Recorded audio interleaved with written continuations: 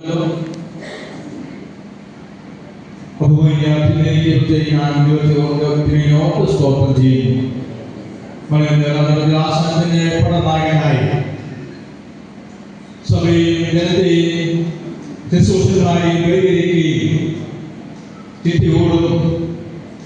ശ്രദ്ധയോടുകൂടെ ഈ സഭാജനത്തെയും സഭകളെയും നയിക്കുന്ന ദൈവബോധമായ ആത്മീയ തൊഴിലൊത്തുകൊണ്ടോ നിഗളിച്ചു പോകാതെ കൂടുതൽ വിശ്വാസത്താൽ ദൈവത്തോടുകൂടി ആയിരിക്കാൻ കർത്താവ് സഹായിച്ചുകൊണ്ടിരിക്കുന്നു.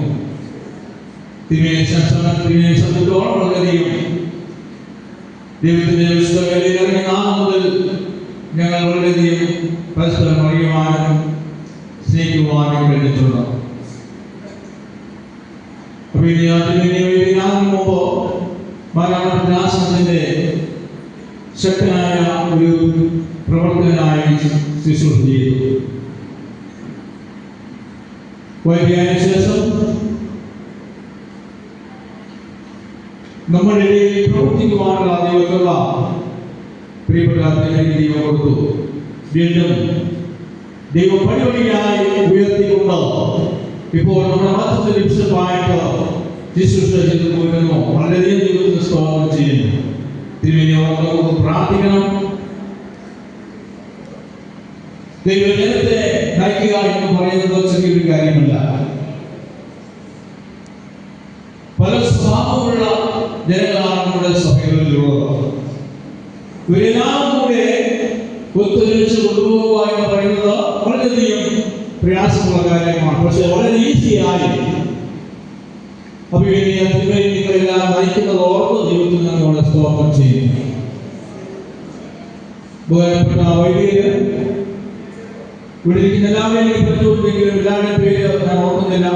എങ്കിലും സഹകരിച്ചത് നമ്മുടെ എൻ്റെ സഹോദരൻ വലിയ ശക്തനായ ആത്മീയ നേതൃത്വത്തോടുകൂടെ സഭയിൽ ശുശ്രൂഷ ചെയ്തു പോകുന്ന ഒരു വൈദികനാണ്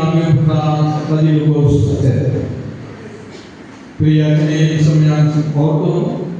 അച്ഛനെ സൂക്ഷിക്കാനായി ദൈവത്തിന് സ്തോത്രം ചെയ്തു. കുടുംബമായി ദൈവത്തെ ആരാധിപ്പാൻ പ്രിയ അച്ഛനും കുടുംബ കുടുംബത്തിനും സഹായിക്കുന്നതോട് സ്തോത്രം. വിളിക്കുന്ന പ്രിയപ്പെട്ട വൈദികരെ നിങ്ങളെല്ലാവരും ഓർത്ത് ദൈവത്തിന് സ്തുതിക്കുക. ബഹുമാനപ്പെട്ട പുരുഷന്മാര്, സീനിയർ പുരുഷന്മാര്, പ്രത്യേകം പ്രിയപ്പെട്ട ജോസ് ഉദ്ദേശി, മറ്റുള്ള പുരുഷന്മാരെല്ലാവരും ബാബുദേശി എല്ലാവരുടെ പേര് ഞാൻ അറിയാൻ കഴിയും ഓർത്ത് പറയാം. ഈ പ്രയാസമുള്ള മുഴുവൻ ദേശമാരെയും അവരെ ഓർത്ത് ഞാൻ ദൈവത്തെ സ്തുതിക്കുന്നു. കടന്നുപിടിക്കുന്ന ദൈവവിശ്വാസികൾ, സമാജങ്ങൾ, വിവിധ സഭകളിലായിരിക്കുന്ന വിളിയിരിക്കുന്ന എല്ലാ ജനങ്ങളും ഓർത്ത് ദൈവത്തിൽ നമ്മളെ സ്തോത്രം അർപ്പിക്കുക.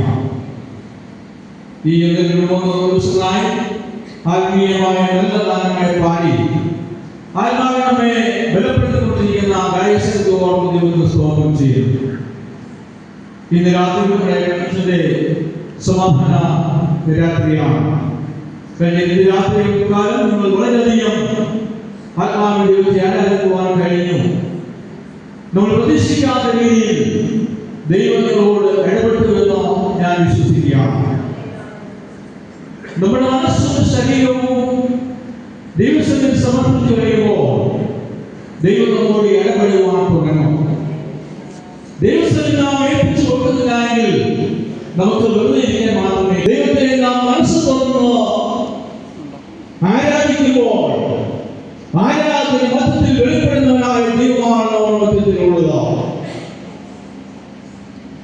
ഭക്തിജാലങ്ങളുടെ